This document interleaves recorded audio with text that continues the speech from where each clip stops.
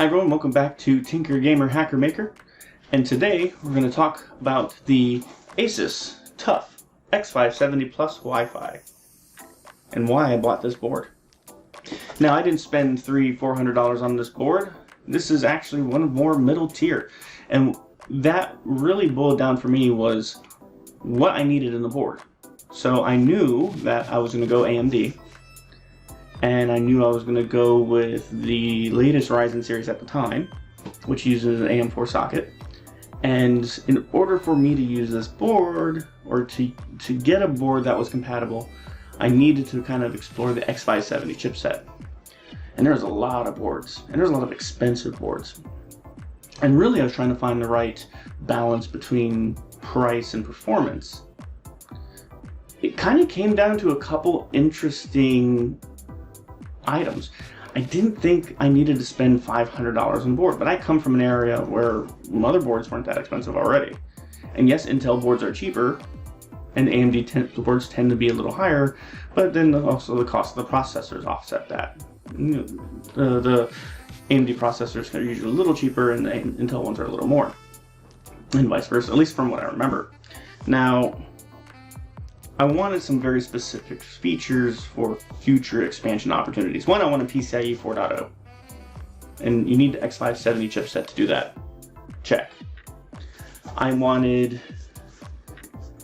some Wi-Fi capabilities, because I thought that would be excellent, so I didn't have to run another external card. Excellent.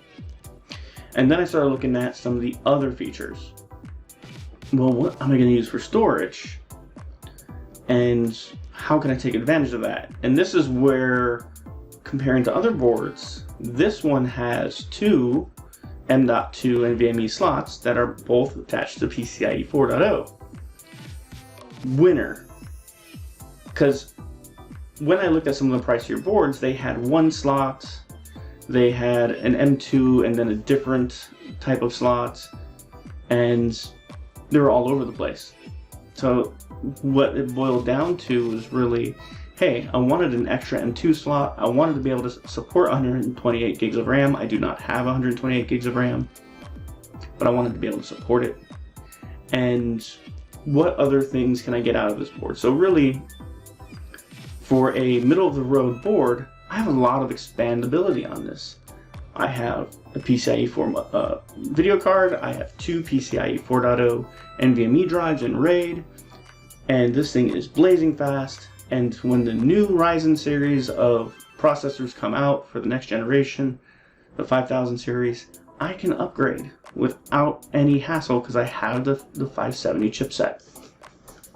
Now, there are other boards and other makers that are probably comparable, but this was a great price, and it was from a trusted company. So I've been an Asus fan for a long time, and they do have some higher end boards, but in the comparison between them, this has a lot of USB ports. It has 3.2, 3.1, 2.0. It has headers for all of those. It was a very feature-rich board and came in about $100 to $200 cheaper than a high-end gaming motherboard. But it had all the same specs and performance. So I couldn't find a lot different.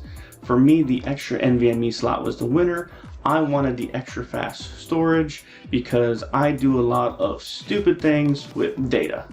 And I move a lot of data around all the time. So having that extra storage was important for me, and that's what made this board, the X570-PLUS Wi-Fi, win out. So, what are your thoughts below? What do you look for in a motherboard? That's what I would like to know. So go ahead and comment below what you look for in a motherboard. Ask me questions about this board because I love it. And always stay tuned for more awesome content from Tinker Gamer Hacker Maker.